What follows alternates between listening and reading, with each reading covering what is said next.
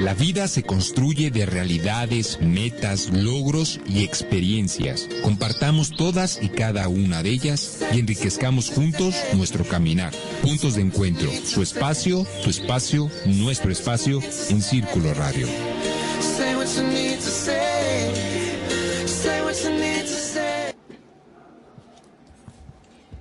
¿Qué tal, amigos? ¿Cómo están? Nuevamente aquí con ustedes desde Círculo Radio en Puntos de Encuentro.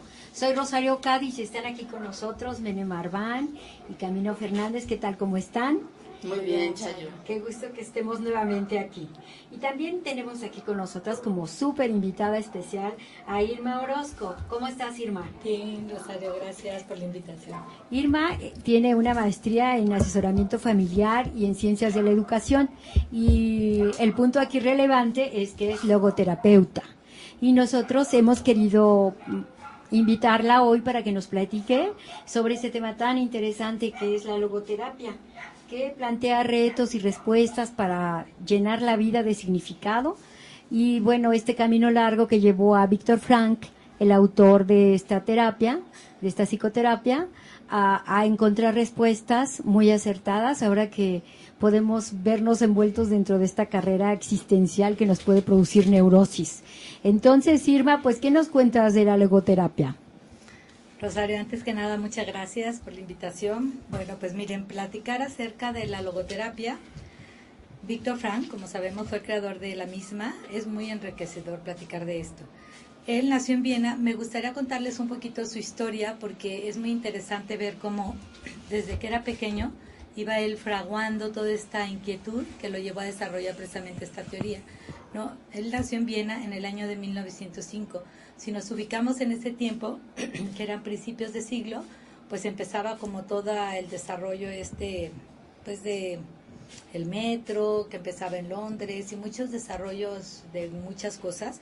El saber y la tolerancia, pensaba la gente que acabarían con las guerras. La gente se preocupaba mucho por saber un poco más y tenía la posibilidad, pero pues no fue así. Empezaba un siglo difícil, y era la sede del Imperio Austrohúngaro, todo lo que es esa parte de Viena.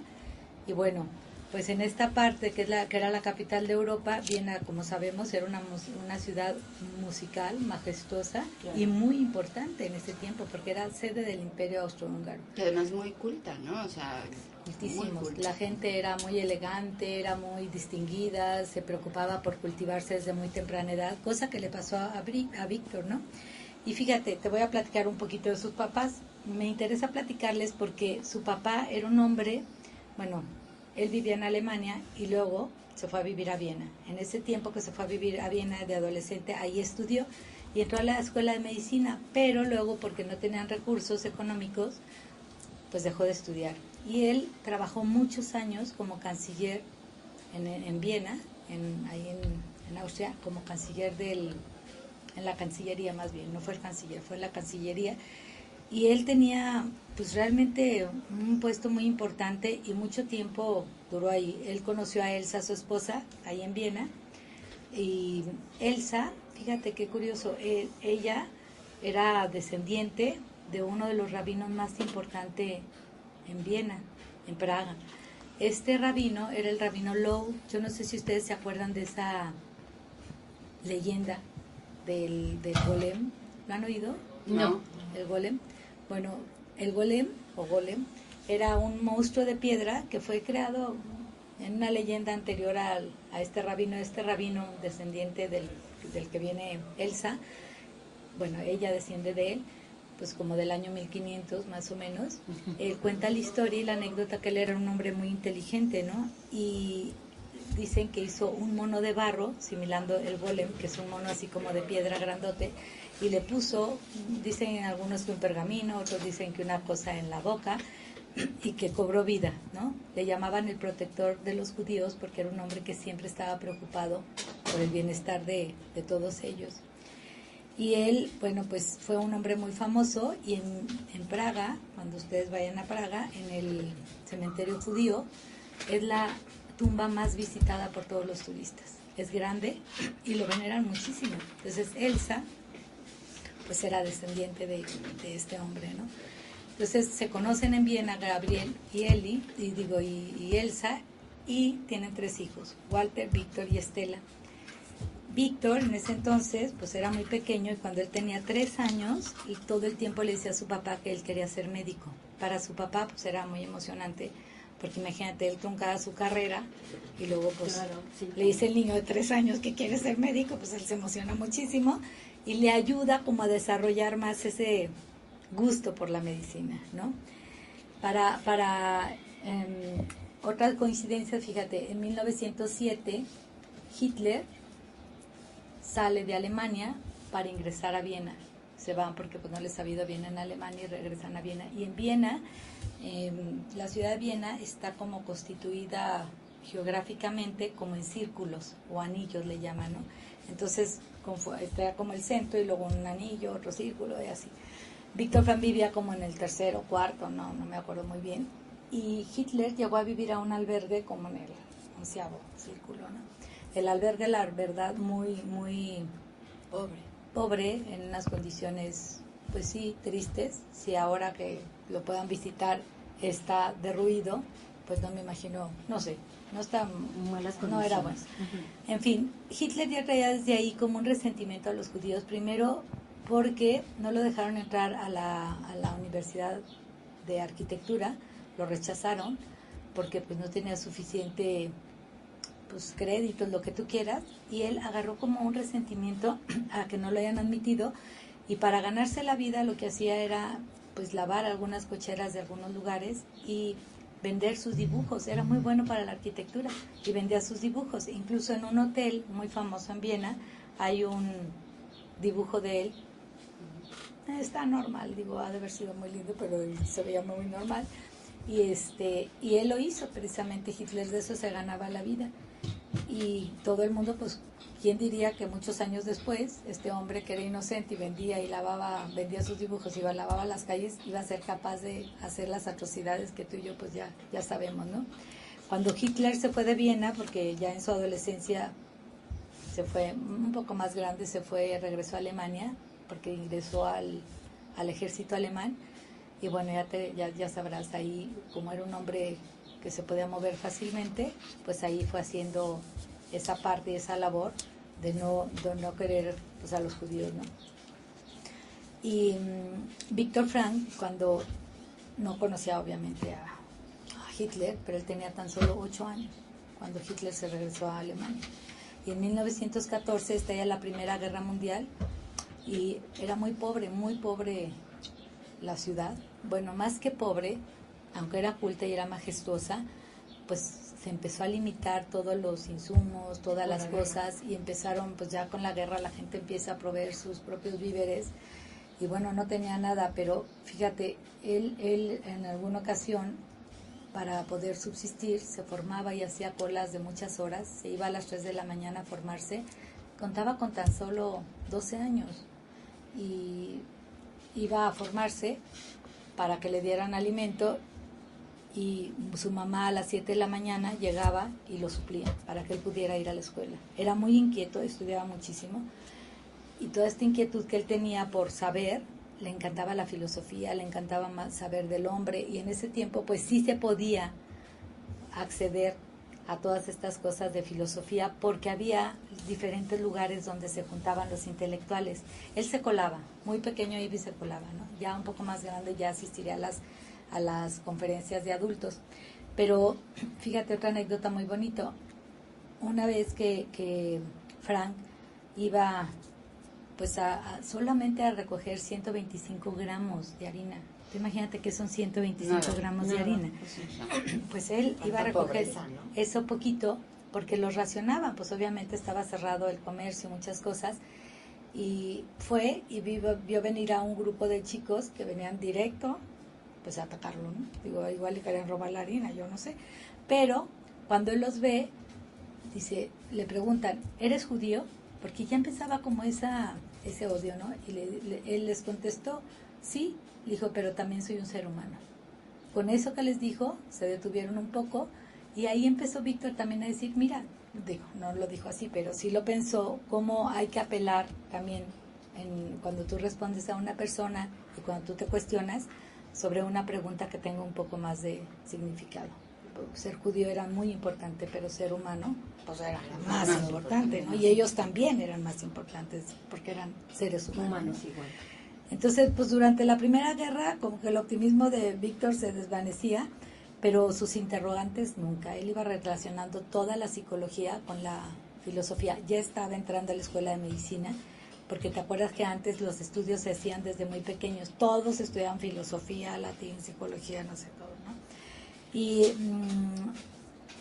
él estudió a los existencialistas por su cuenta, Heidegger, Kierkegaard. Y sobre todo su maestro fue Scheler. Yo no sé si ustedes se acuerdan que Scheler se convirtió al catolicismo y de él aprendió toda esta parte de la fe, ¿no? Ahí Scheler en sus escritos, tiene Víctor muy pequeño, tenía 15 años cuando leyó un libro que se llamaba Ética y otro que se llamaba Lo Eterno del Hombre.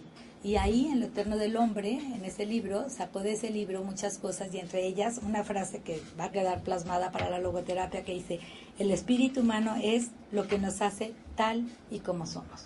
Y al espíritu se refería toda nuestra libertad, toda nuestra inteligencia y toda nuestra voluntad, cosa que nadie lo había plasmado así en una ciencia, sobre todo en una área de la psicología, ¿no? Bueno, durante la Primera Guerra Mundial, fíjate, ya les comenté, fue a conseguir eso de harina y él, pues la verdad es que la pasaban muy mal, pero la comunicación familiar y la convivencia entre ellos nunca se descuidaba, rezaban juntos, su mamá, su papá y sus hermanos, ¿no? Era un hombre muy inteligente y muy estudioso. Él era tan estudioso que ya como dijimos, estaba en la escuela de medicina, su maestro era Freud. Antes los salones eran grandes, con mucha gente, porque estudiaban todos de todo. Entonces las aulas eran muy grandes.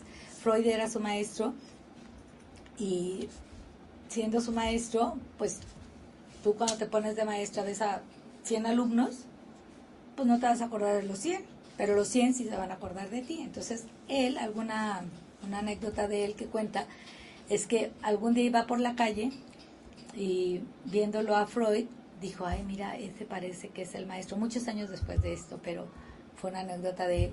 Y lo ve, pues, cabizbajo, con un bombín, medio jorobado, muy avejentado, porque pobre Freud también le fue como en feria en su vida, pobrecillo, pero lo ve y se acerca, lo alcanza y le dice...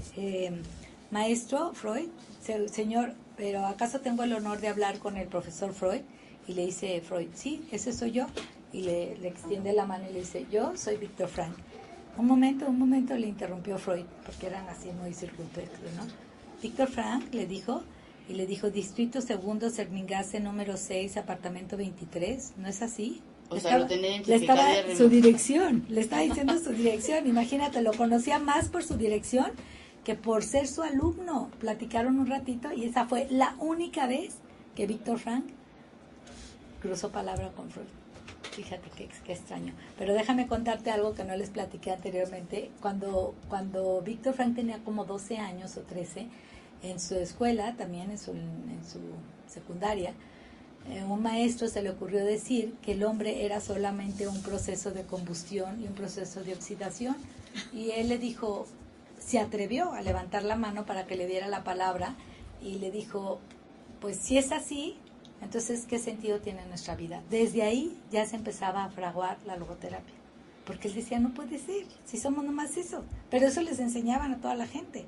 Y él, bueno, en su atrevimiento, pues ya desde ahí se ve como su valentía, su atrevimiento, ¿no?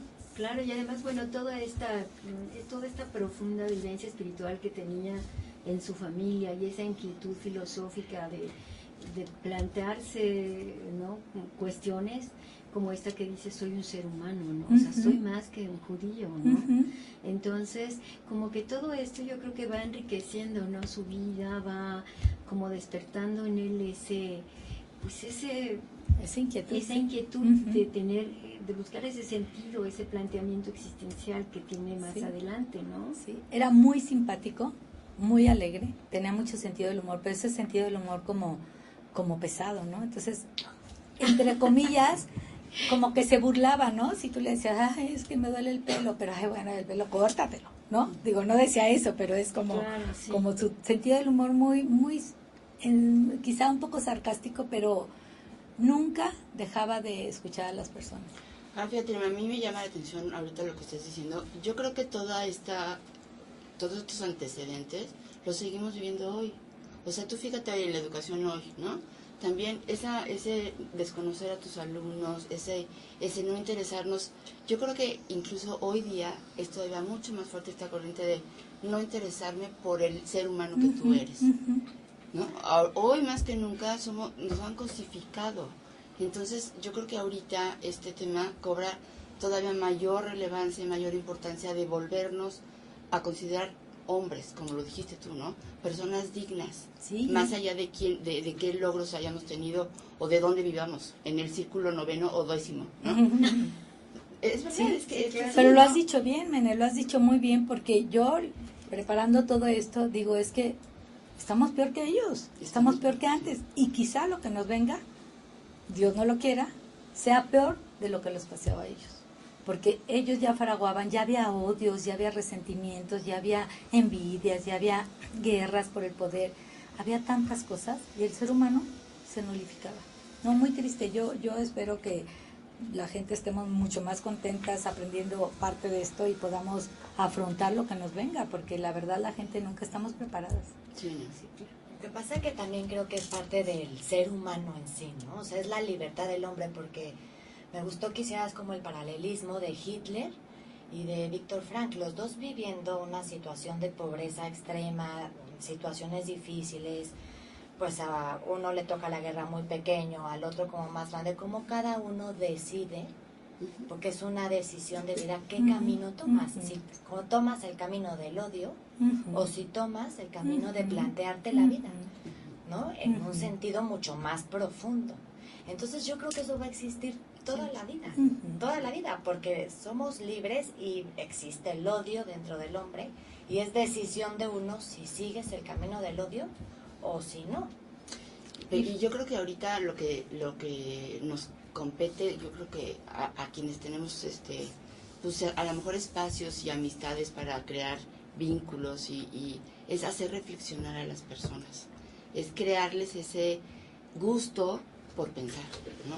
Por razonar, por ir más allá de lo que es para mucha gente así, ¿no? Evidente y no hay más. No, de lo que te dice el eslogan, porque hoy oyes los comentarios de la gente ante distintas problemáticas y es lo que te dice el eslogan, lo que dice el que dijo lo que dijo la televisión, lo que dijo tal locutor.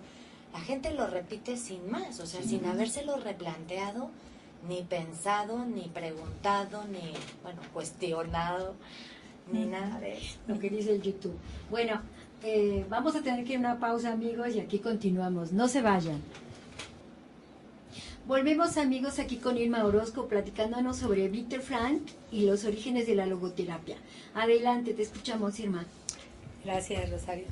Mira, nos quedamos en esta parte donde Víctor, con el trato de los existencialistas, empieza a fraguar ya su sentido, todas las cosas que él quería como ir indagando, y las estudia muchísimo, pero él, fíjate qué extraño, leía muchísimo a Freud porque el psicoanálisis estaba en su auge. En su apogeo. Entonces, bueno, pues todo el mundo iba con el psicoanalista, se planteaban ahí 3-4 horas y bueno, pero él le escribía a Freud y le decía lo que no estaba de acuerdo, lo que sí estaba de acuerdo, y le escribía y le mandaba cartas, Freud se las regresaba, pero un artículo que le encantó a Freud de él, le pidió permiso para publicarlo en la revista que Freud publicaba en ese entonces, ¿no? Y Frank se sentía soñada, porque dijo, bueno, ya publicaron este artículo, el maestro que me está diciendo a mí que este artículo está bueno, entonces así empezó a escribir mucho, empezó a dar algunas pláticas, porque obviamente ya había pasado un poco la guerra y llegaba mucha gente muy desolada y él se acercaba como voluntario a darles consuelo, ánimo, a escucharlos y él también ahí planteó esta parte importante de la logoterapia, que es la escucha. Sacaban y sacaban y sacaban, pero poco a poco se fue dando cuenta que no le gustaba mucho lo que Freud planteaba, y entonces estaba Adler también, que pertenecía a este grupo de intelectuales que se juntaban en el café, deja a Freud, se va con Adler y empieza también con él a ver todo esto de la psicología individualista, los existencialistas y todo esto, pero al final de cuentas tampoco le convence y tiene como unas pocas como peleas con él y él empieza a elaborar sus propias ideas sobre sentido, valores, trascendencia, y a Adler como que no le gusta eso porque también la psicología individualista, pues como su nombre lo dice, es individualista. Yo estoy bien y los demás, adiós. Y Viktor Frankl decía, no, porque el ser humano es mucho más que eso. El ser humano puede dar mucho más que a sí mismo.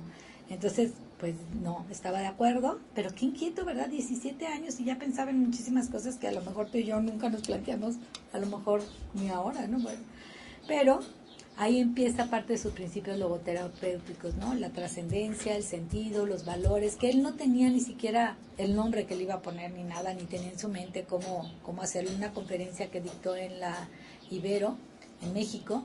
Él decía, yo era pequeño y tenía esa inquietud, y por esa inquietud me moví siempre, pero no sabía ni qué nombre le iba a poner, ni qué nada, ¿no? Y con todo esto, pues él deja a Adler y empieza él a desarrollar su propia teoría, ¿no? Le costó mucho trabajo, porque dejar esos círculos, pues ya de por sí eras joven, y luego contraponiéndote con esas ideas que para ellos eran, como eran más adultos, pues lo rechazaban un poco, ¿no? Con todo esto, fíjate, que inició en Viena en el año del 39 y 40 la persecución de los judíos.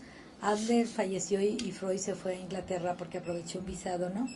Viktor Frankl tenía la oportunidad de irse a Inglaterra, de salir, o a Nueva York, y tenía un visado especial, pero no se fue porque él estaba muy confuso de saber si se iba o no se iba. Ya era obviamente un poco más grande.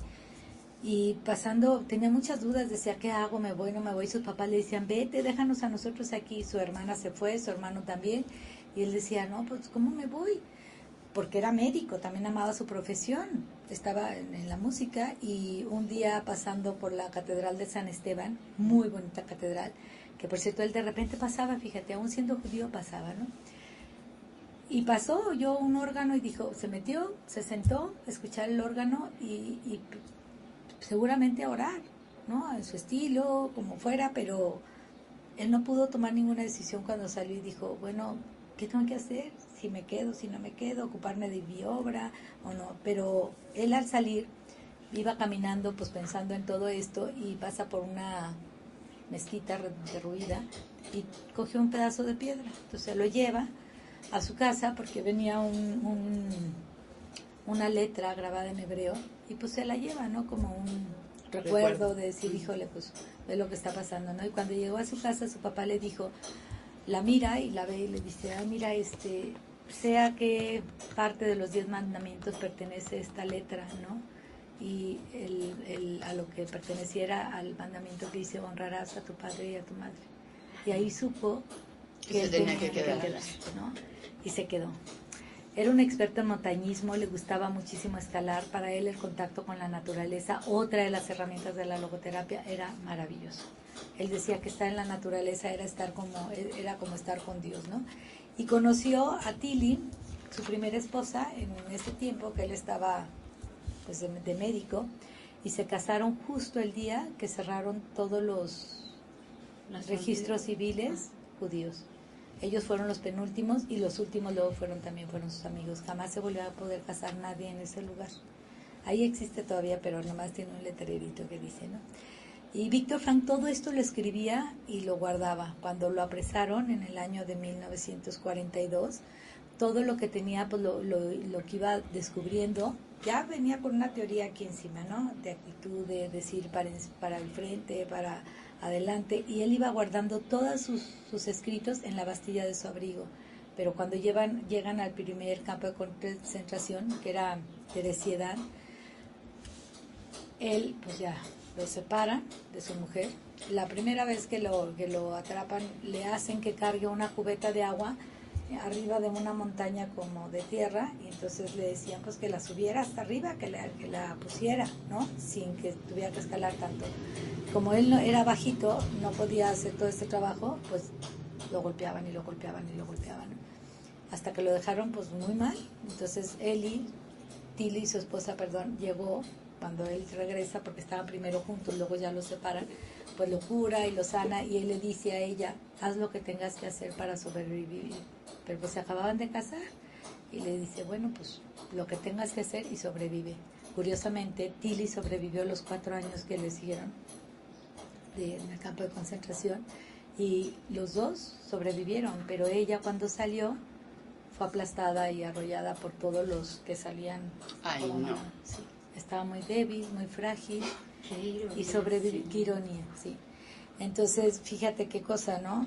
Ellos, bueno, pues durante este tiempo en el campo de concentración luchó varias veces contra su desesperación y contra su dolor, y él se sobreponía pensando que te podían quitar todas las libertades, menos la libertad última, que era la decisión, la libertad de elegir qué actitud puedo tomar ante todo aquello. Y así iba medio convenciendo a todos sus compañeros de los lugares. Tenía cierta libertad, y no digo privilegio, cierta libertad, porque era el médico psiquiatra del campo. Entonces, lo que le dijo una persona cuando lo apresaron, a los que lo estaban apresando, le dijo: mira, él es médico psiquiatra, él te va a ayudar a controlar a todas las personas que te estás llevando del hospital psiquiátrico. Yo creo que haber sido el soldado, pues sí me lo llevo, porque yo cómo voy a hacer con todas estas gentes que traían pues chalecos de fuerza y tantas cosas, ¿no? Luego ya los mandaron a los guetos, horroroso, pero bueno, no vamos a hablar de eso, ¿verdad? Yo encontré una frase ahora que estaba viendo lo del programa que dice, Víctor Frank decía: la vida cobra más sentido mientras más difícil se hace. Entonces yo creo que toda esta dificultad que vivió ahí mientras estuvo prisionero, pues eso pareciera contradictorio, pero eso le dio más sentido a su vida, ¿no? Le daba más razón, más explicación, más fuerza para vivir. Pero yo creo que esto, Chayo, que tú dices es muy cierto, pero además lo hemos, yo creo que constatado en todas las épocas del ser humano. Las épocas de crisis son siempre épocas de grandes hombres, de grandes santos, de grandes hombres de crecimiento, porque justamente son un reto, y entonces tienes que sacar o lo peor o lo mejor de ti, ¿no? Y efectivamente eso le pasó a Víctor Frank cuando él llega ahí al campo de concentración, y todo lo que dices es, pues veía que todos o la mayoría se echaban contra las barricadas eléctricas, ya con que veían a uno corriendo ya ni le disparaban ni nada, ya sabía que se iba a electrocutar. Pero él a sí mismo se prometió sobrevivir, porque también le había pedido a su esposa, Tilly, que hiciera lo posible por sobrevivir. Entonces él ya tenía un porqué y un para qué, ¿no? Entonces desde ese momento, pues estaba pensando mucho. Decía que cuando todo esto le sucede a alguien, cuando la vida te pone a prueba, debe haber un motivo, debe haber un sentido. Y tengo la impresión, decía él muchas veces, de que algo me espera, de que en este momento se espera algo de mí. Tengo la impresión de que estoy destinado a algo. Él no sabía qué, pero... Y fíjate que aquí en el programa muchas veces hemos hablado de la importancia de la familia, ¿no? Y de los vínculos. Y entonces yo creo que hoy, que aquí en México, en las circunstancias que nos están tocando vivir, en el que la familia está siendo atacada, tenemos que ser muy conscientes de que tenemos que cuidar muchísimo esos entornos familiares, esos vínculos que nos hacen ser hombres, que nos hacen tener un porqué, como tú muy bien lo dices, ¿no? Porque eso de involucrarnos con tus hijos, con tus padres, como él se sintió ahí cuando dijo, no me voy porque voy a quedarme con mis padres, como tantos europeos tuvieron que tomar, bueno, tantos judíos se vieron en la misma circunstancia y tampoco abandonaron teniendo la oportunidad y se quedaron, y después pues sufrieron estas consecuencias. Pero hoy también aquí en nuestro entorno, y digo, no nada más en esta época, sino que siempre quien ha sacado adelante adelante sus vidas, por más difíciles que estas hayan sido, es ese vínculo, es esa relación personal con otro, ¿no? Y aparte, fíjate, es en el único lugar donde se nos ama tal y como somos, en la familia. Y él, la verdad es que a su familia estaba muy, muy arraigado por el amor. Ese es otro sentido también que Víctor Frank propone en la logoterapia para encontrar sentido, el amor. Entonces, si ahorita las familias las quieren destruir, yo no quiero saber, la gente va a andar en búsqueda de tantas cosas porque no tienen amor, y si no nos propiciamos, nos proponemos y nos aventajamos a amar con todo el corazón a los que nos rodean, pues imagínate, tenemos que salvaguardar la familia como dé lugar. Ahora, fíjate, hay una película que viene mucho al caso, esta de La vida es bella. Ay, sí. Porque justamente narra todo esto y narra al papá cómo le disfraza el horror del campo de concentración al chiquito.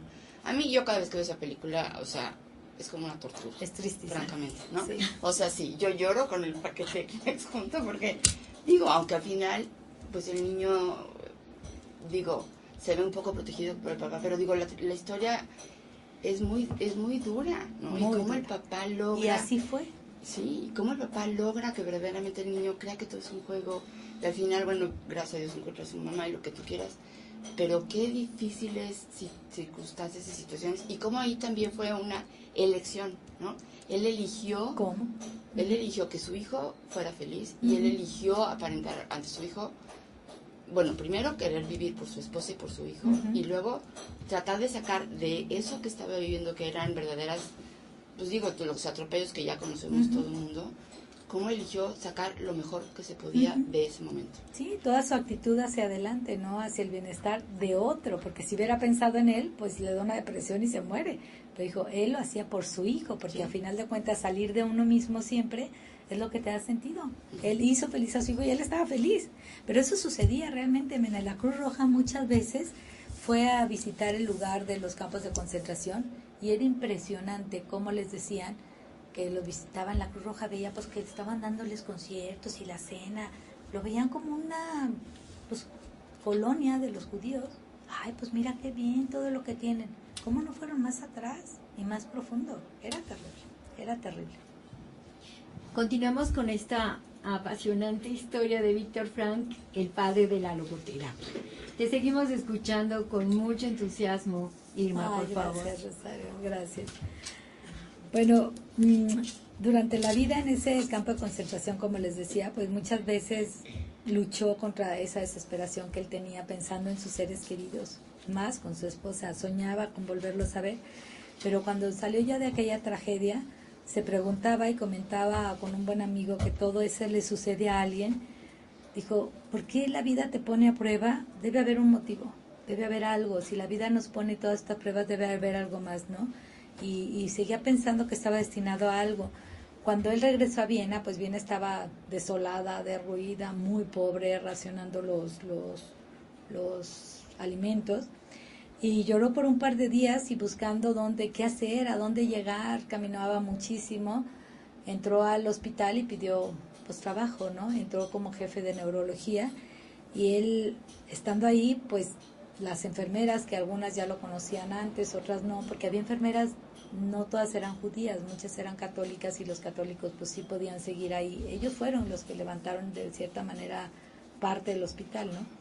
Y le decían, pues le preguntaban y le decían cómo había sido y le propusieron escribir toda su historia, que fue este libro que escribió, tenía otro título al principio, y habla y narra su historia, pero él dijo, si voy a empezar ahorita. 9 enfermeras lo estaban escuchando y no repetía, él empezaba a contar su historia. Si lo leen van a ver cómo está. ¿El libro cómo se llama, Irma, El hombre en por favor? busca de sentido, es este. El hombre en busca de sentido. Entonces, él lo dictó y lo escribían rapidísimo porque no repetía nada. Y lloraba, y lloraba, y lloraba, y lloraba. Y esa también fue una herramienta para él muy valiosa para acogerla a la logoterapia, que no sabía que le iba a coger, pero también veía que el expresar, el hablar, el decir, el soltar, pues ayudaba muchísimo a sanar, ¿no? Y en 1947, ya 2 años después de que salió, ahí recibió la confirmación oficial que había muerto su esposa. Como les decía, su primera esposa, digo su primera porque se casó 2 veces, murió justo cuando les conté que le dijo que hiciera lo posible para sobrevivir, y murió justo cuando llegaron los americanos a rescatar el lugar, pues aplastada por los que iban saliendo, ¿no? Y en 1889, cuando les comentaba, a principios de los 90, Víctor Frank, en una conferencia en Argentina, le dijeron, señor Frank, hay una persona que lo quiere ver afuera terminando la conferencia. Y él dijo, pues quién sabe quién será. Pues fue, y cuando se encontró, pues encontró que esta persona era su cuñada, la hermana de Tilly, su esposa, y se vieron, y en un abrazo muy emotivo, de encuentro, de entrega, de pasión, de decir, aquí estoy, aquí estás, se abrazaron, y con su silencio y con sus palabras también de ella, le decía, ella hizo todo lo posible por sobrevivir para estar contigo. Hablaba de ti todo el tiempo. Entonces Víctor lloraba y lloraba y lloraba y lloraba. Ella también lloraba y lloraba y lloraba. Eli, su esposa, que aún vive, creo yo, en Viena, pues presenciaba toda esta escena y estaba pues plasmada, muy emocionada y también pues compartiendo todo ese dolor y esas vivencias que habían tenido ellos en aquel tiempo, ¿no? En el hospital, pues cuando él estaba, llegaban todas clases de ayudas mientras él estuviera, ¿no? Y les voy a comentar un poco cómo conoció a su segunda esposa. Eli, que era una persona católica que vivía al otro lado del río, los católicos vivían de un lado y los judíos vivían del otro, prestaba sus servicios a los enfermos y era mucho trabajo, y una vez ella estaba en el departamento de odontología y les hacía falta una cama. Entonces le dijeron, pues no, nos falta una cama. ¿Y dónde hay? Pues ahí abajo. Y el señor Frank, el doctor Frank, que era el jefe de neurología, pues es el que las tiene, pero nadie se atrevía a hablarle porque era pues yo creo que sanando un poco su dolor, tampoco es que fuera tan amable, ¿no? Entonces era como un buen médico, pues a lo que iba, había muchos regresados de la guerra, con muchas lesiones, con muchas cosas, mucha gente pues en el departamento de psiquiatría, pues imaginémonos, ¿no? Lo que han de haber vivido y cómo han de haber regresado. Y entonces pues todo el mundo le tenía muchísimo respeto, nadie quería pedirle la cama a Víctor Frank, entonces dijo ella, pues, ¿por qué no? Yo sí. Entonces ahí va ella, él le llevaba 10 años a ella. Y cuando baja, él la mira, ella tenía unos ojos muy lindos, era muy guapa, y cuando la mira, la ve y le dice, y ella pues se queda muy emocionada, como que, buenas tardes, dice, y vengo a pedir una cama. Y le dijo, Frank, sí, ¿cómo no? Llévesela. Entonces baja con su camilla, con su cama, y cuando llega sus compañeros le dicen, se sorprendieran de su habilidad, no lo creían, le dicen, ¿cómo lo hiciste? Pues nada, yo solo la pedí, ¿no? Y él era muy muy simpático y muy agradable, y una vez estando ahí mismo en el hospital, como a él le había encantado, pues como era muy simpático y era bromista, un día se le encontró después de unos días, se le encuentra y le dice, oye, señorita fulana, es que mire, traigo un dolor de muelas horroroso, y se agarraba, ¿no? ¿Podría sacarme una cita, por favor, en el departamento lo más pronto posible? Dijo, sí, cómo no. Y entonces ya llega y ella ya como, dice, es que soy muy miedoso, le decía, me da mucho miedo y yo tengo miedo. No, le digo, ya yo le voy a ayudar, ¿no? Y entonces llega el miedoso y ya que está sentado para que lo atendieran, le dice, ¿sabe qué? No, es una broma, yo lo que quería era acercarme más a usted. Y ahí empieza entonces ella casi lo cuelga porque la había metido como hubiera podido antes que muchos otros. Pues bueno, así empieza su relación, y le dijo, ¿no? Que viniera a su departamento y que con gusto pues ellos tendrían un poquito más de convivencia, no al departamento donde vivía, sino al departamento de odontología, para platicar, y así propiciaron su amistad. Y Víctor tenía 41 años, Eli 31, se casaron y tuvieron una hija. Solo impresionante, 41 años y todo lo que había vivido, lo que 41 había experimentado, sí, ¿no? Sí, entregado a su profesión, sí, completamente. Claro. Y cómo puede tener esa visión, ¿no? Tan optimista, esperanzadora, ¿no? En el futuro, o sea, sí. Él le agradecía siempre a ella que lo hubiera querido. Ella le agradecía a él que lo hubiera querido.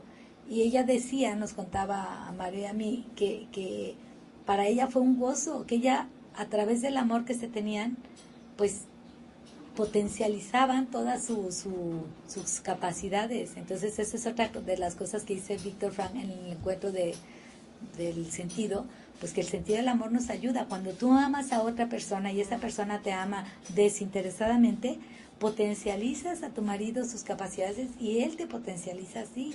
Por eso es tan importante. Y hablaba mucho de fidelidad, fíjate. Decía que el amor realmente que perdura es el amor fiel, cosa que ahorita estamos viviendo, nadie cree en ese amor. Entonces, ahora, yo te pregunto, ¿no? Ya después de que pasa todo esto, ¿alguna vez nosotras, voy a entrar al tema ya de logoterapia, voy a dejar hasta aquí lo de Víctor Frank, un poco su historia, y alguna vez pues nosotros hemos estado en esta disyuntiva, nos sentimos preocupadas, deprimidas, aburridas, no sabemos ni por qué?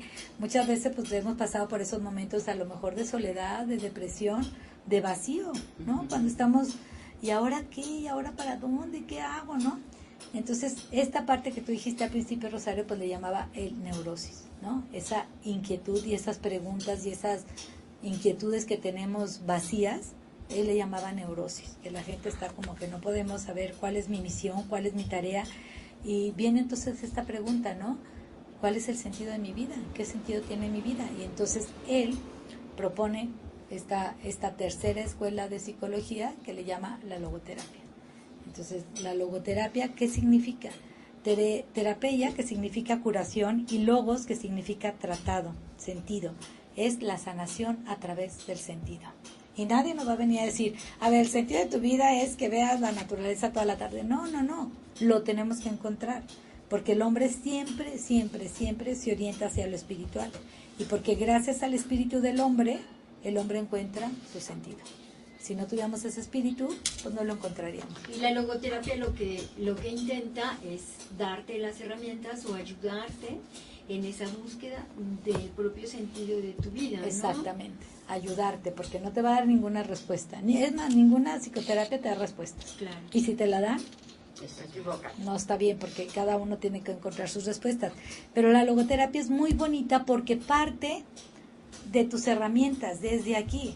O sea, si mi papá me pegó toda la vida y me hizo pomada, bueno, pues ya te hicieron. Mira, Víctor Frank lo hicieron pomada, no era su papá, pero lo hicieron pomada. Pero de aquí para adelante, ¿qué herramientas tengo? Bueno, pues la poca herramienta que tengo, si no son biológicas, si no son físicas, si no son nada, pues tengo una herramienta interna que me habla de que hacia dónde quiero ir, de que soy un ser humano, de que tengo la posibilidad, porque siempre estamos en crecimiento, eso es lo padre. Si yo tengo mi libertad y la potencializo, todas mis capacidades, pues podría llegar a ser un sabio, muchas cosas, y sobre todo porque yo lo elijo, pues estoy muy feliz. Si me lo imponen, no estoy feliz. Si me voy para atrás, no estoy feliz. Entonces no es el poder, no es la sexualidad, es mi espíritu lo que me va ayudando a salir de lo que yo quiero salir. Vuelvo a lo mismo. Ahorita, ¿qué tan importante es fomentar esos espacios de silencio? Fomentar esos espacios de reflexión, fomentar esos espacios, y me refiero a todas edades, pero por ejemplo ahorita el adolescente, ¿no? Que vive en un constante ruido, ruido interno y ruido externo, porque si no está conectado a la televisión, está conectado a sus audífonos, está lo que sea. No hay momentos, ni momentos de soledad, ni de silencio personal para decir qué quiero, qué soy, a dónde voy, lo que tú mismo acabas de decir, ¿no? Todo eso se tiene que dar en un ambiente. Sí. Y hoy por hoy el mundo no nos deja vivir en paz. O sea, no hay silencio, no se procura el silencio en ningún momento. Y fíjate, lo dices muy bien, Mene, porque Eli nos comentaba que cuando yo le preguntaba, oye, pero a ver, si tú eras católica y él era judío, ¿cómo rezaban? Dijo, nos respetábamos nuestros espacios y siempre, antes de cualquier jornada, pedíamos luz. Ella en su catolicismo, él en su judaísmo. Se respetaban sobre todo, que ahorita el respeto ante rezar, no rezar, tú dices, ay, vamos a rezar, y todo el mundo parece que les dices otra cosa, que no es algo positivo, ¿no? Pero sí, efectivamente, el silencio, él decía mucho que teníamos que introspectar con nosotros mismos, porque ¿sabes cuál es el órgano de sentido? La conciencia. Entonces, es una voz muy quedita, que si no estamos atentos, pues ¿cuándo vamos a escuchar la conciencia? Hay que escucharla. Y además otra cosa es querer escuchar, ¿no? Sí, y habla quedito, de verdad es que habla quedito la conciencia, y si no estás atenta a ella, lo que tú dices es muy cierto. Hay que estar silencio, hay que estar atento, pero existe. Hay gente que dice, es que no, yo cómo voy a encontrar mi sentido de vida, y no me digas eso porque yo no sé, mejor dime rápido qué hago. Pues sí, rápido dime qué hago, pero yo te voy a decir lo que hago. Es que es lo mismo, Emma. Hoy estamos acostumbrados a que nos digan qué hacer, qué pensar, qué decir, qué opinar, como tú decías, Camilo, ¿no? O sea, nos quedamos con el eslogan, con lo que dijo en el noticiero en la mañana, y ya no vamos a más. Pero ¿sabes por qué? Porque la gente tiene miedo a ser responsable. Cuando decides es cuando eres responsable. Por eso Víctor Frank habla mucho de estas potencialidades, y él se hizo responsable de toda su teoría frente al sufrimiento que tenía, y les decía esto a sus compañeros que estaban con él, les decía, ahora que estamos aquí cautivos, la única responsabilidad que tenemos es la actitud que podemos hacer y asumir ante aquello. Entonces, esto que nos está pasando, nadie lo queremos, nadie lo deseamos, pero de esto vamos a salir ¿cómo? Entonces le decían, a ver, ¿cómo? Sin comer, desnudos, con frío, con trabajos pesadísimos. Enfermos. Pero él decía, La única libertad que nunca te van a quitar es la de decidir cómo quieres estar ante aquello. ¿Cuántas cosas ahorita nos dicen, mamá, es que por tu culpa, no sé qué? La culpa la tienen todos menos el mismo que produce esas situaciones. Y sí somos capaces de cambiar nuestra actitud. No puedes cambiar una situación nunca, porque no eres tú la que está manejando aquella situación, no eres tú quien la está provocando. Pero sí puedes cambiar cómo quieres estar ante aquello. Uno de mis hijos me decía ayer, ay mamá, pues sí, pero es muy fácil decir eso, pero qué tal que te están pegando y tú estás decidiendo estar contento, te van a pegar más. No, no es eso, es una actitud de decir, a ver, esto que me está pasando, pues si eres católico lo ofreces, si no eres católico pensarás que estos golpes te harán más fuertes, si eres, lo perdonarás a la persona, no sé.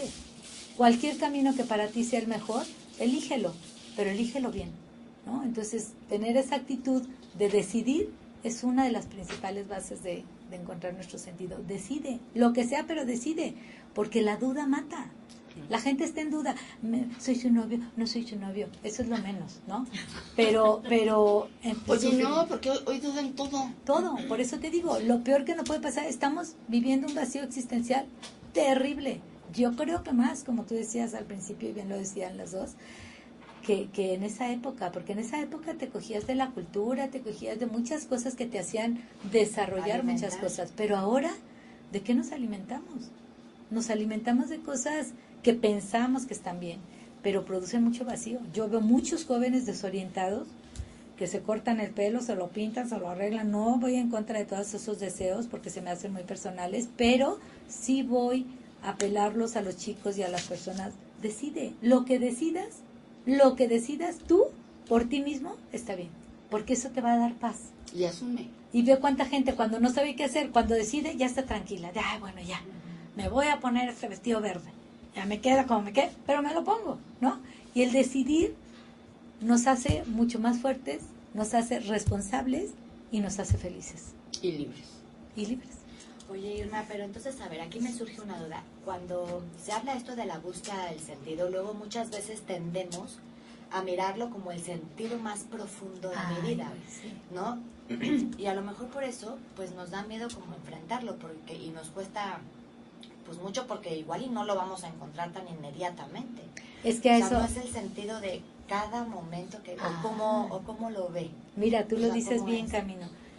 Hablamos también del sentido del momento, porque el sentido del momento, el sentido no se encuentra en una cosa o en una situación, el sentido es cada momento. La búsqueda del sentido es cada momento, este sentido del momento, y tú lo dices, es otra parte de la logoterapia. El sentido del momento, cómo estoy viviendo este momento, porque mucha gente, en vez de estar aquí y en el ahora, ¿dónde está?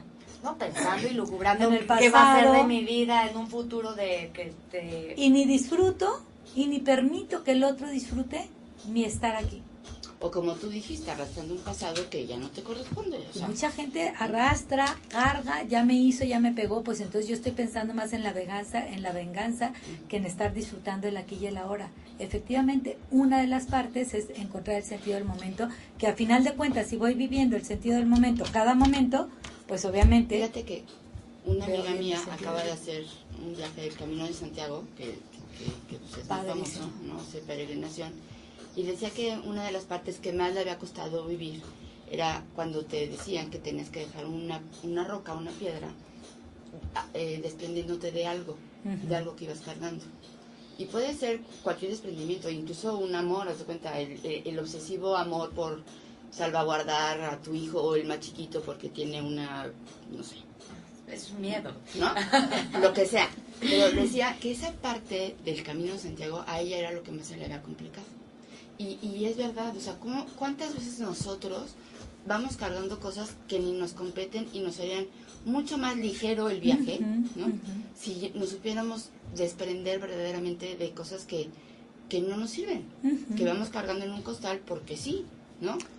Y las cargamos nada más por nuestras creencias. Las creencias realmente es algo que nos atora mucho o nos libera, depende de como las queramos ver.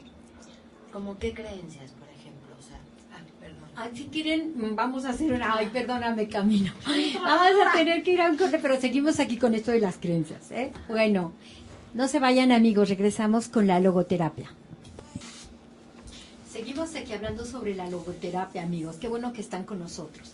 Oye, Irma, querrías platicarnos un poco más sobre las creencias que comentaba Camino, que lo interrumpí? Sacarnos de la duda. Sí, mira, las creencias en todo el sistema logoterapéutico son todas estas cosas que te van moldeando tu personalidad. Es todo lo que te dijeron, todo lo que tú vas asumiendo propio, todo lo que vas viviendo inconsciente y conscientemente. Y todas estas se manifiestan muchas veces, pues no todas son buenas, no todas son lo mejor para ti.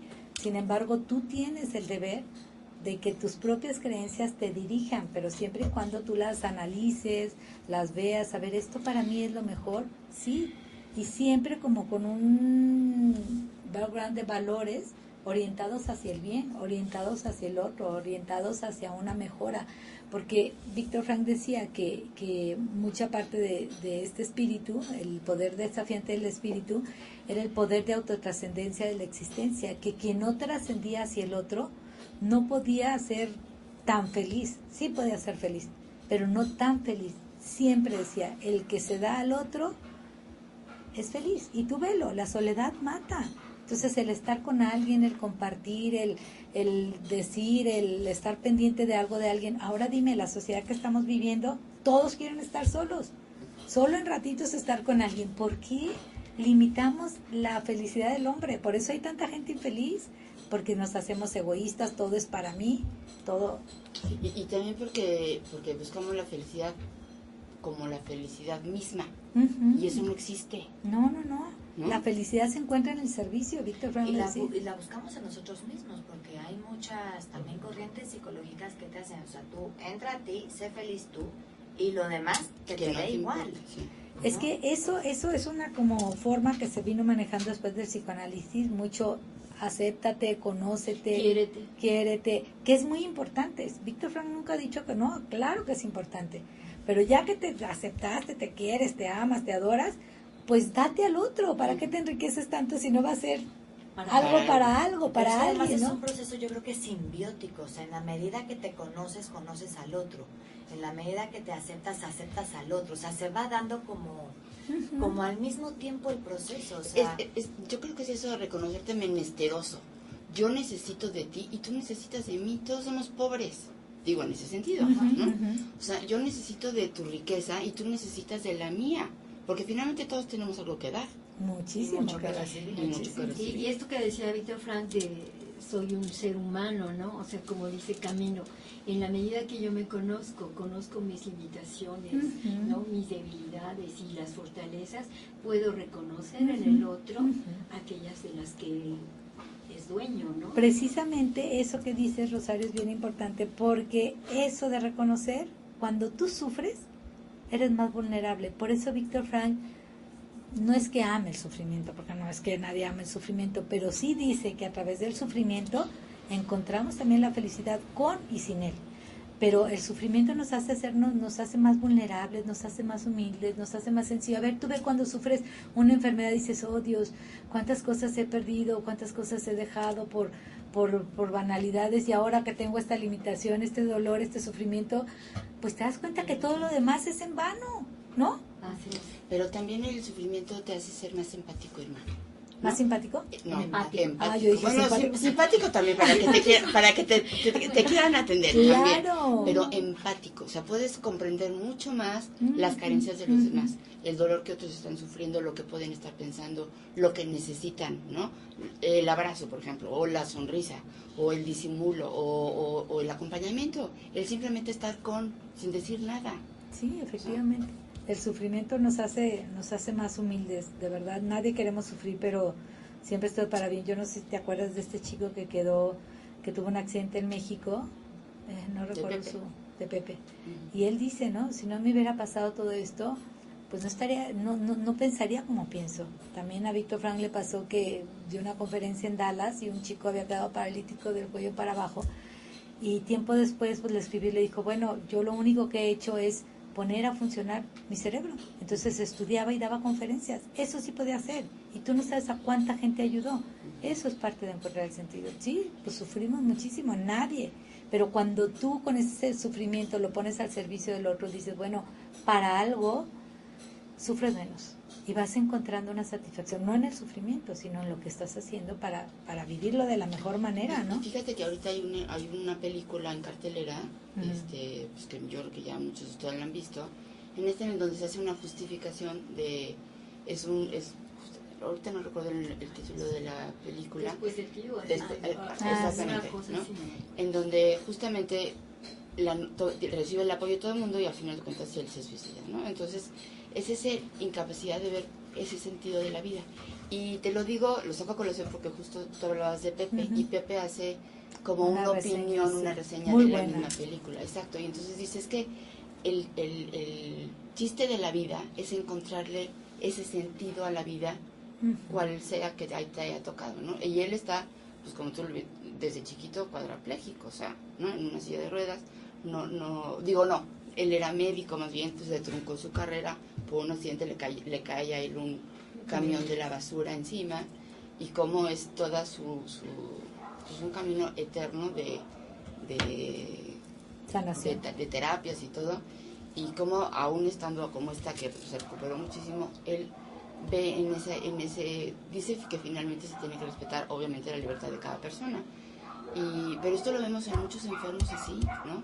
Y que también la manera de vivir su sufrimiento es personal y es una actitud. Sí, al final de cuentas es una decisión. Yo qué quiero hacer con todo esto que me limita, que me desgasta, que me entristece.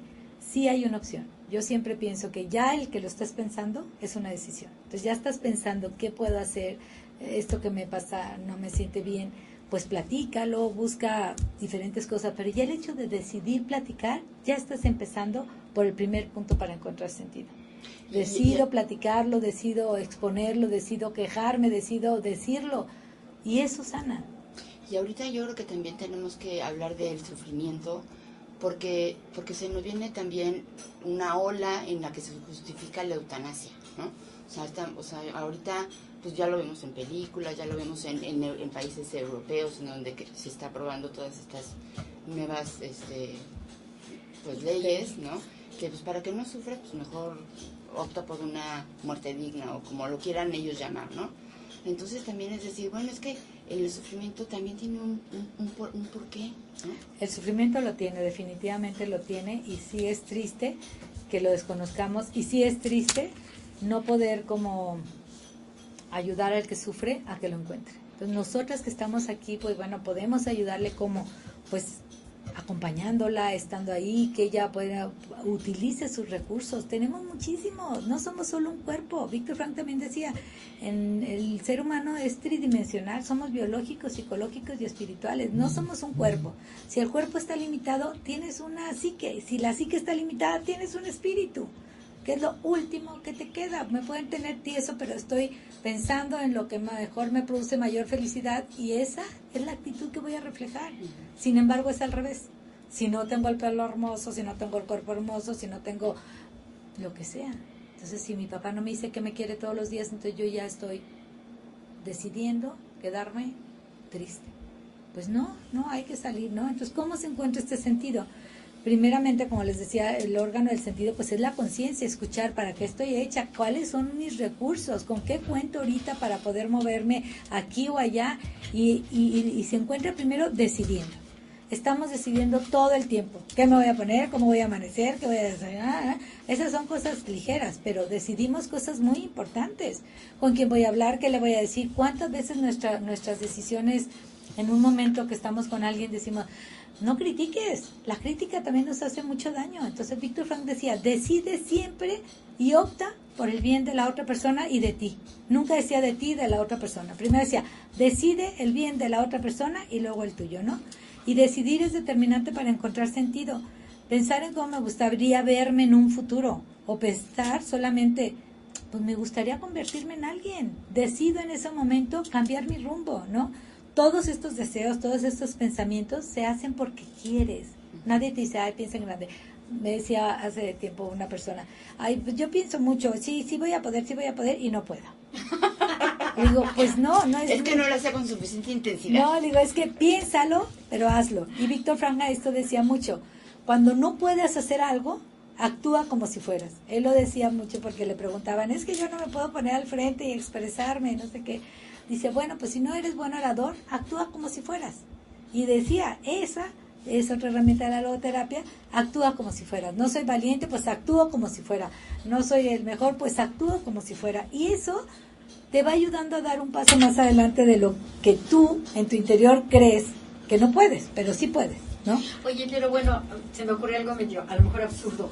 Le digo, yo puedo decir, oye, yo quiero ser premio Nobel, ¿verdad? Pero pues, ¿me entiendes? O sea, también debe haber hay como un área, ¿no? Que tú tienes y que manejas y que dices, dentro de todo esto, yo puedo manejarlo así. O sea, no puedes claro salirte de una realidad que te impone, ¿no? Claro, También. quiero ser premio Nobel. Si quieres realmente, sí vas a buscar los medios, porque dicen por ahí, cuando alguien se obsesiona en algo, siempre está en el camino, ¿no? Ahí está dándole. Pero tú dices, bueno, a ver, no voy a ir a no sé dónde se dan los premios Nobel, pero no voy a ir a Suiza, a Ginebra, no sé dónde se den, a Estocolmo, a que me den un premio Nobel. No, pero sí puedo hacer algo. No tengo el premio Nobel de la Paz, pero soy una persona que doy paz. Soy una persona que no grito, soy una persona que no regaño, soy una persona que no se queja. Todo eso, pues produce paz. Yo quiero tu autógrafo. Actúo como si fuera premio Nobel como si fuera premio Nobel de la Paz. Entonces, qué maravilla, ¿no?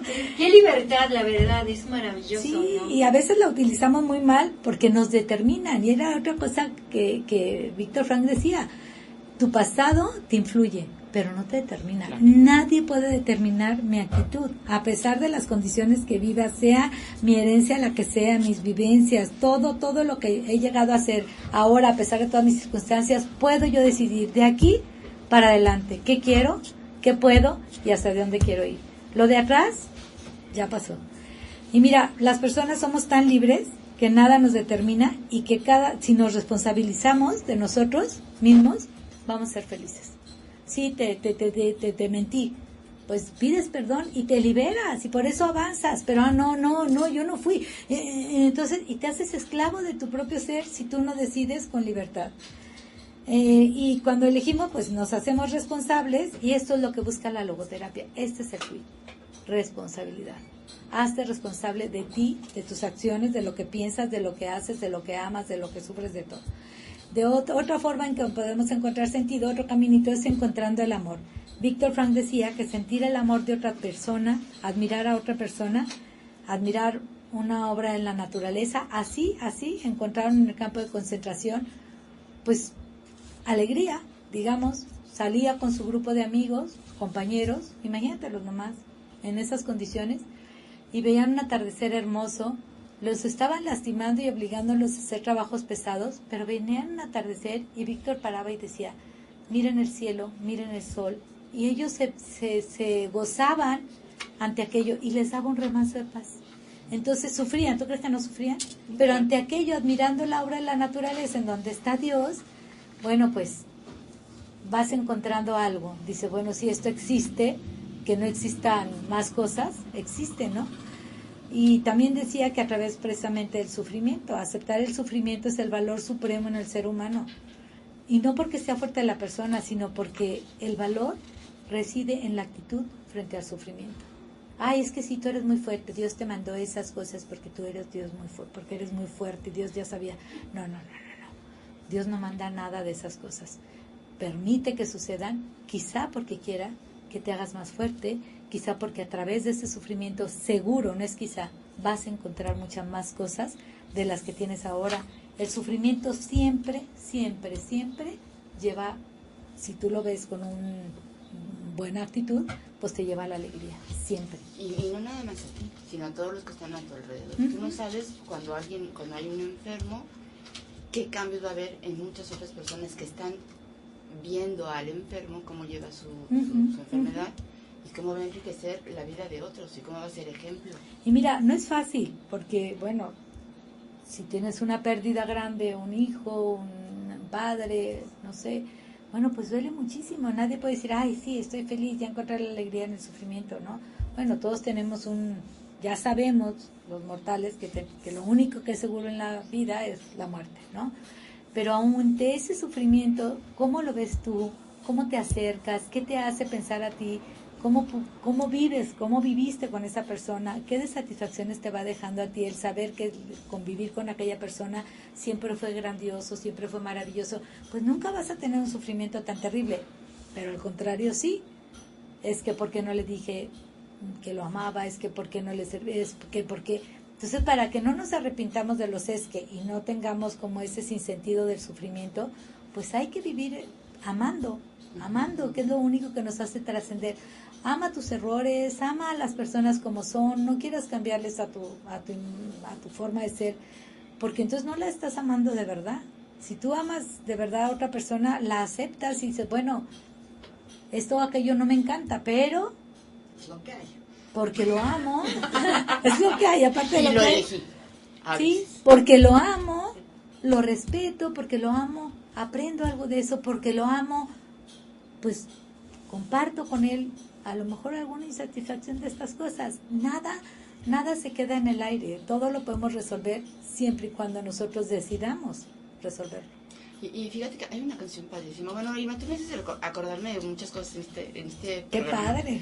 Esa canción que dice, hoy decido volverte a querer, ¿no? O volverte a amar, ¿no? Sí, es Y yo creo que eso aplica pues, para los hijos, para los amigos, para los padres, para los suegros, para la suegra, que yo tengo una suegra muy linda, pero yo oigo historias de suegras, ¿verdad? Entonces digo, bueno, para las suegras, para tu marido, ¿no? O sea, para todo, pues para toda persona, ¿no? Es que cuando decides es cuando quieres. Tú para ti dices, ay, voy, me gustaría, no, quiero. Es muy diferente cuando dices, quiero amar al otro así. A ver, Quiero, decir no a, ¿no? sí, quiero, ¿no? Y luego fíjate, Víctor Frank también decía que la vida merece ser vivida bajo cualquier circunstancia, sí a la vida a pesar de todo. O sea, estoy viviendo, no te eches, sigue adelante, esfuérzate, busca ayuda, busca un lugar, platica, encuéntrale sentido a todo lo que te está pasando. Sí, bueno, pues es que me quedé sin trabajo, pero no es el único trabajo. Bueno, pero es que si me quedé sin novio, pues no es el único novio. Hay un océano de posibilidades. Yo les pongo de ejemplo muchas veces a mis pacientes, les digo, a ver, ¿tú te has bañado en Acapulco? Sí. ¿Te ha tocado chocar con un bañista? ¿A ti? Sí. ¿Te ha tocado chocar aquí, en Acapulco? Bueno, en una ola revolcada, sí. Bueno, una ola revolcada, pero si te metes al mar, ¿te ha tocado chocar con 3, 4 a ti? No. ¿A ti? No, así de grande como es el océano son nuestras posibilidades. Sí, habrá uno que otro cerca de nosotros, pero no te la van a ganar. Las posibilidades son inmensas, solo hay que buscarlas, solo hay que darle la oportunidad a la conciencia que me hable y de escucharla, ¿no? Y todas estas oportunidades son de crecimiento y las que se encuentran a través del dolor son unas oportunidades mucho más gratificantes. Crecer duele y duele muchísimo, también porque a través del dolor encontramos nuestra misión.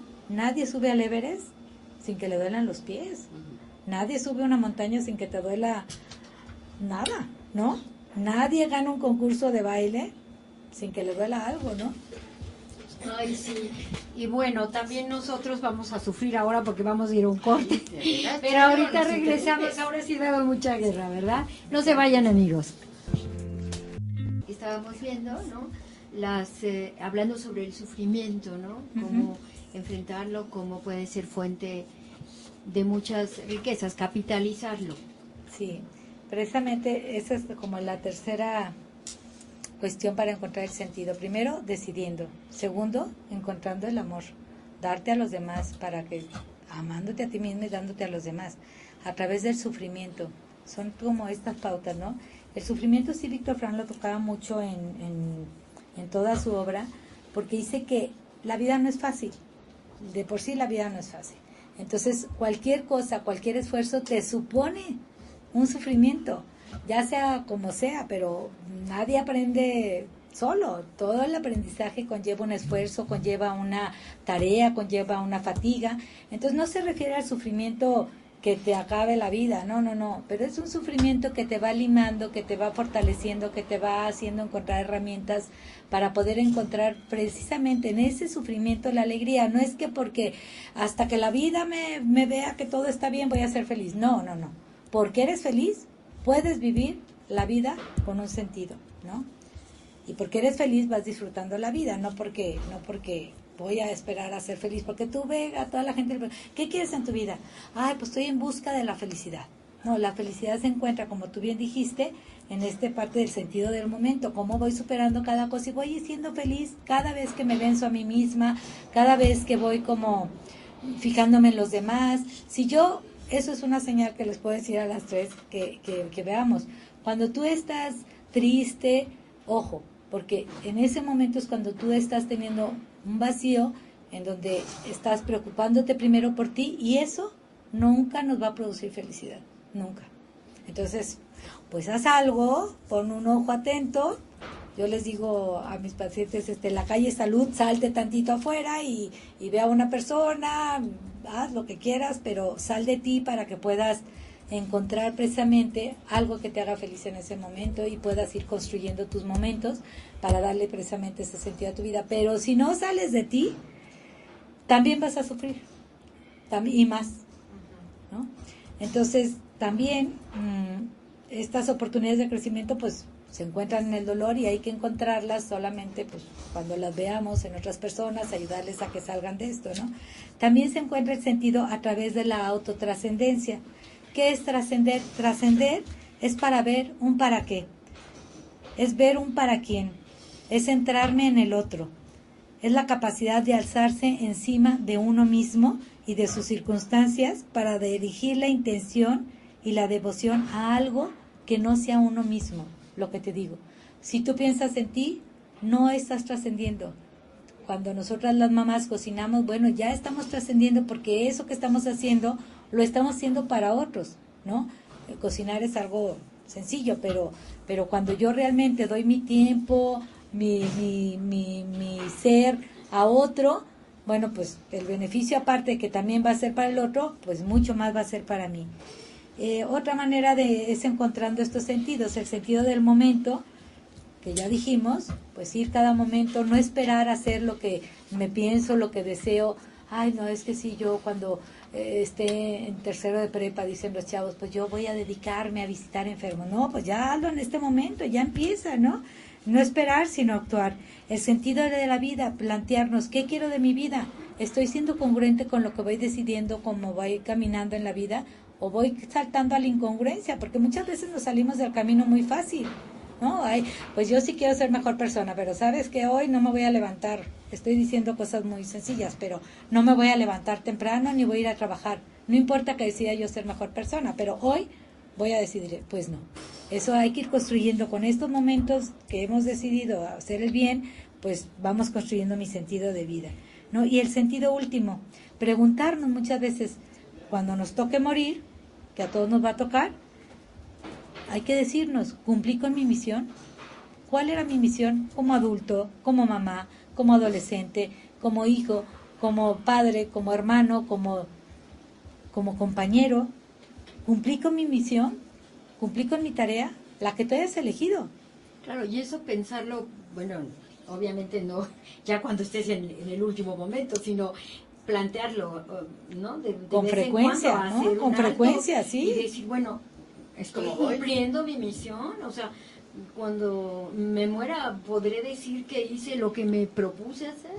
Y mira, hay mucha frustración en esto porque cuando las personas viven erróneamente, decidiendo erróneamente, es curioso, pero las personas se acostumbran y cada decisión tiene una consecuencia, para bien o para mal. Entonces tú ya decidiste un paso mal, bueno, rectifica y endereza, pero cuando vas decidiendo 1, 2, 3, obviamente la rectificación es mucho más difícil. Si nos planteamos esta pregunta que tú dices, Rosario, bueno, cada momento, ¿estoy cumpliendo con mi tarea? No, bueno, soy una esposa, soy fiel, ¿no? Sí, soy fiel, pero pues bueno, todas estas cosas, fiel a ser esposa, fiel a ser madre, fiel a ser amiga, fiel a todas estas cosas que tengo que hacer porque soy un ser humano, ¿no? Y tengo muchas labores hacia los demás, muchos actuares hacia los demás. Entonces, sí, plantearnos, ¿estoy haciendo bien mi tarea? Y otro... Oye, Irma, yo me quería regresar un poquito a esto del sufrimiento y de bueno, también de enseñar a nuestros hijos a valorar cómo van su proyecto de vida. Cómo ahora los padres queremos evitar a toda costa el sufrimiento de los hijos. Y no me refiero a un sufrimiento de si les arde una cortada o si tienen dolor de cabeza, sino, por ejemplo, les evitamos el esfuerzo.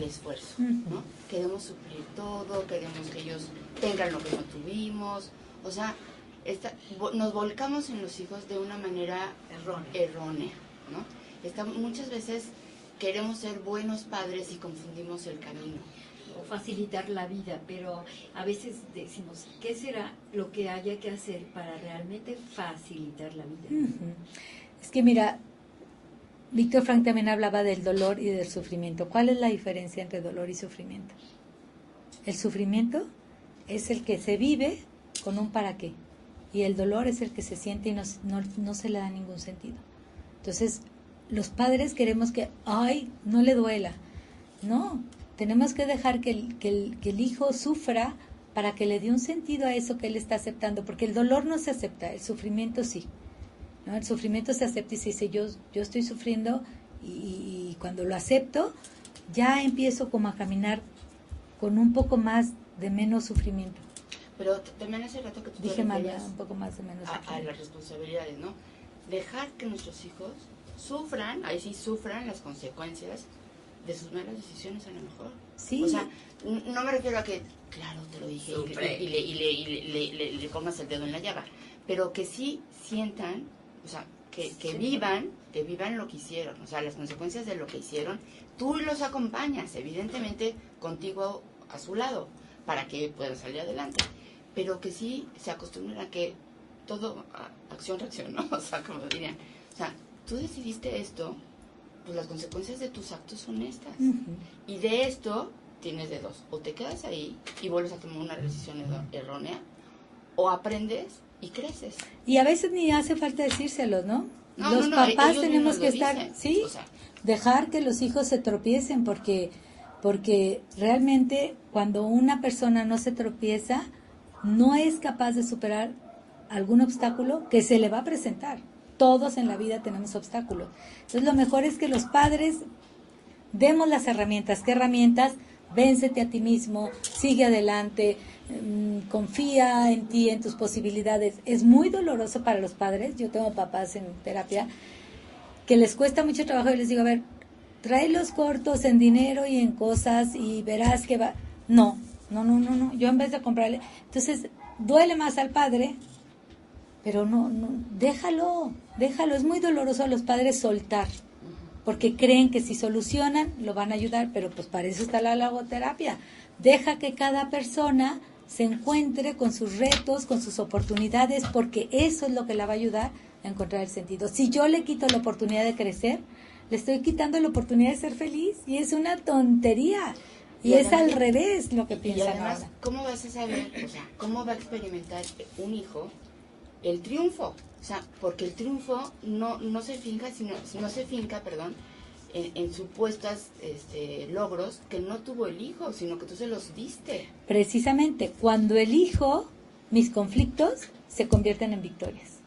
Pero cuando no elijo yo, me lo imponen. Por eso vemos tantos hijos tan infelices y culpando a los padres aparte de la infelicidad. Entonces, ojalá papás pongamos atención. No hay que dar tanto, no hay que dar todo, no hay que dar todo en la mano, porque al final de cuentas ni los hacemos felices, ni los ayudamos a que encuentren todas las oportunidades para crecer y ser felices. Y no los capacitamos como seres humanos. No, al contrario, los incapacitamos. Entonces, fíjate, si la vida nos hace tantos interrogantes como ¿soy feliz en lo que realizo? ¿Qué estoy haciendo para lograr lo que deseo? ¿No? ¿Qué es lo que quiero? ¿Con qué cuento? ¿De qué me hago responsable? ¿Para qué? Si preguntamos todas esas cosas, pues nadie nos va a dar una respuesta a nuestro actuar, pero sí encontraremos la respuesta en el encuentro con el otro. Cuando platico las cosas una y otra vez, sacamos lo que sentimos. Y a veces la respuesta nos la da en un pequeño comentario de una persona, en una pequeña luz que vi, un anuncio, en una pequeña cosa que leí. De una manera u otra nos llegan luces y así podemos encontrar respuestas. Y no es una respuesta, hay varias.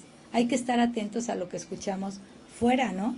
No fuera, me refiero a lo que no nos conviene, sino, bueno, pues si yo estoy sufriendo por esto, busco a la persona adecuada y quizá escuche la respuesta que yo estoy tratando de encontrar. Y al final de cuentas, la felicidad se produce como consecuencia de lo que voy haciendo, acompañando mis vivencias con mis valores, con mi actuar. no se encuentra en un punto lejano donde voy para la felicidad, no, la voy encontrando conforme voy viviendo, conforme voy haciendo lo que quiero hacer, lo que ya me propuse hacer bien. Y otra forma de encontrar el sentido es a través de la fe. Como les decía, Viktor Frankl aprendió de Scheller toda esta parte de la fe que él aprendió, ¿no? Y lo que les decía también, que él y él rezaban, cada uno, rezaban juntos, pero cada uno a su forma, se respetaban. Y la fe religiosa, decía Viktor Frankl, puede potenciar el bienestar personal y puede tener unas consecuencias positivas poderosísimas. Por lo tanto, una fe poderosa puede ser un arma a la hora de llegar a la plenitud. Y es un arma a la hora de llegar a la plenitud. Viktor Frankl, que siempre sufría, era como un poco, él decía que era torpe cuando caminaba, ¿no?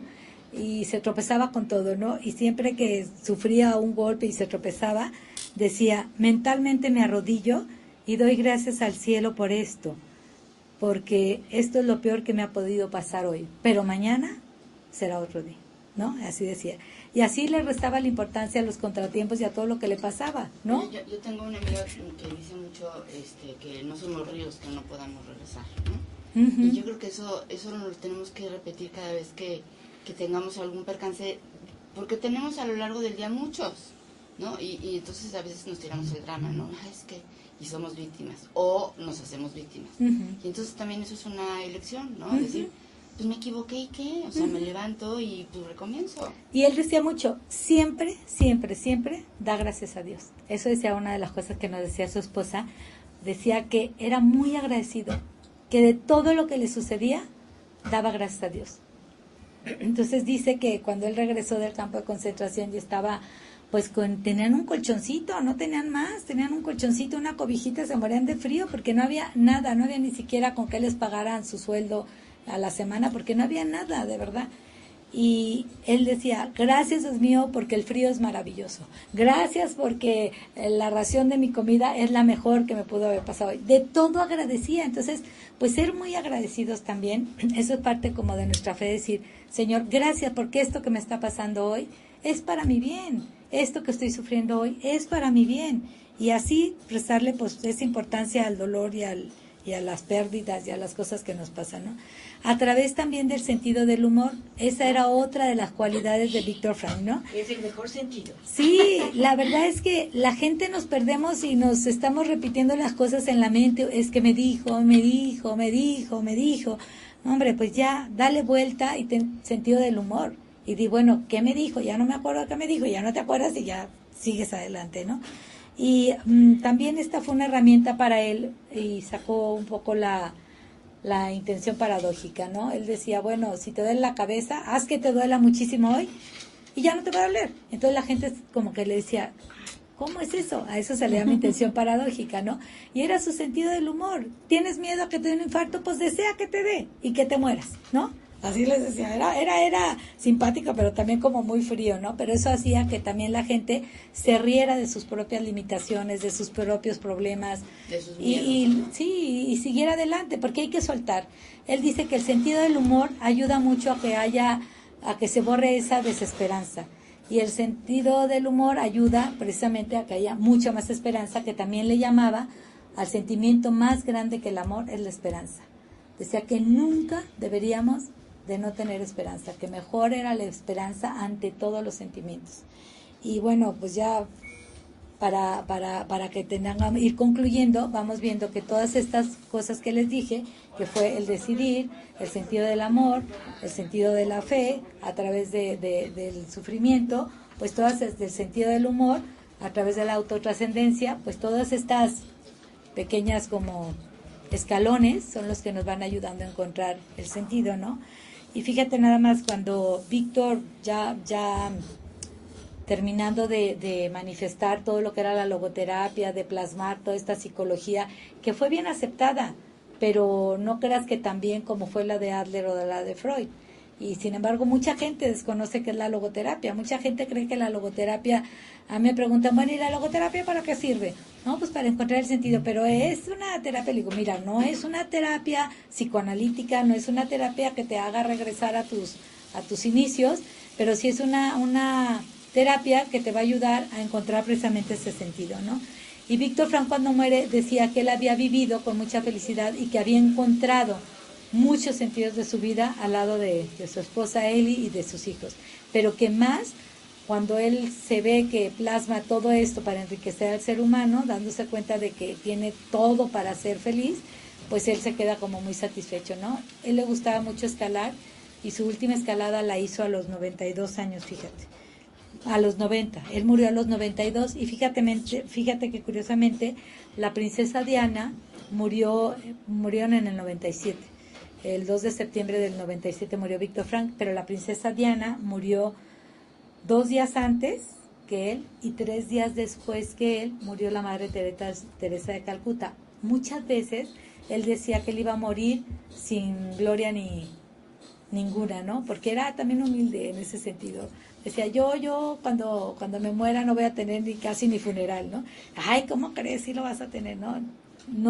Sí tuvo un funeral, pero no fue proyectado al mundo, porque muere la princesa Diana, todos los periódicos 2-3 días estuvieron comentando el fallecimiento de ella, luego muere él, y luego muere la Madre Teresa de Calcuta. Entonces fue como que quedó eclipsada su muerte entre estas dos personalidades, ¿no? La madre, fíjate, cuando nosotros estuvimos en su casa con Eli, yo miraba una cosa que me llamó muchísimo la atención. Primero, que nos haya recibido sola, ¿no? Que nos dijo 15 minutos los recibo y nos haya recibido 3 horas. En su mesa había una botellita, ¿te acuerdas de los chaparritas que había antes? Sí. Una botellita pequeña de refresco y era una cosita así, lo que toman tus 2 manos, de cacahuates. Y ya. Y estuvimos 3 horas. No creas que se afanaba en sacarnos. No. Y su casa, yo me paré a ver varias cosas ahí y vi muchas cosas que me impactaron. Entre ellas, muchas personalidades, Hillary Clinton, sacerdotes, papas, obispos, presidentes, no me acuerdo, Gorbachev, muchas personalidades los visitaban. Y el sillón donde yo estaba sentada, solo con un tapiz diferente, era el mismo. Y era la misma mesa. Y todo era, pues igual, donde había recibido a unos y a otros, ¿no? Y había una como talla de madera, que ahora la recuerdo, que era como que tenía unas flamas así que parecía lumbre, con una persona como quemándose. Y entonces yo me acerqué y le dije, ay, pero ¿por qué tiene esto? Dijo que él quería recordar siempre que el sufrimiento era lo que le daba un verdadero sentido a la vida. Y a mí me encantó ver todas esas cosas, ¿no? Sí, impresionante. Y decía mucho antes de morir que el mayor honor de una persona es ayudar siempre y en todo lugar, responder con responsabilidad sin importar las circunstancias. Cuando sentimos la llamada de la vida, hacer todo lo que esté a nuestro alcance para convertir el mundo en un lugar mejor. Se la voy a repetir. Sí, por favor.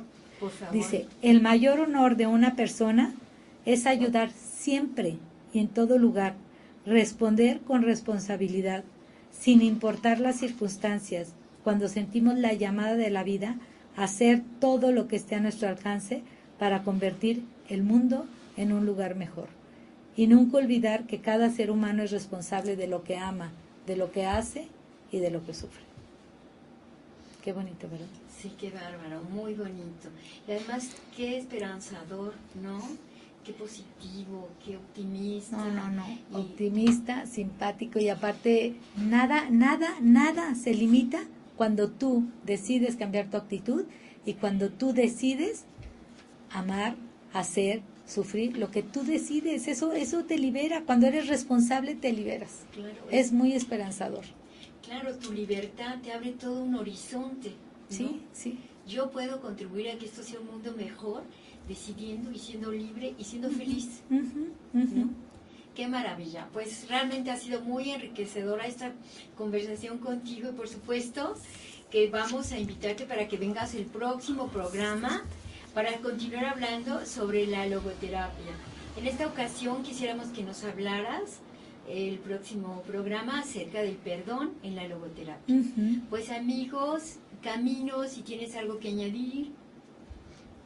No, pues nada más que me la pasé tomando apuntes. La verdad es que es súper interesante porque es que te sirve como para ti como persona, pero también como madre para educar a tus hijos, porque es cierto, o sea, muchas veces queremos, y esto me gustó mucho que dijiste, que el sentido lo encuentra cada persona.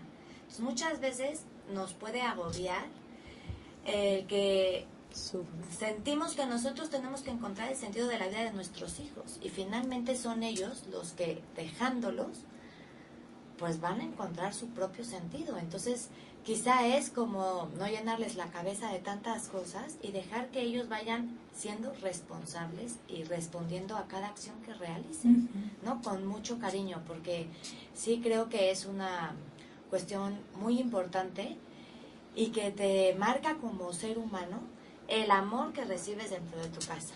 O sea, y me dejó impactar esta cuestión, o sea, un Hitler, ¿no? Que poco amor y cariño recibe en la vida, y un Víctor Frank que viven en las mismas circunstancias.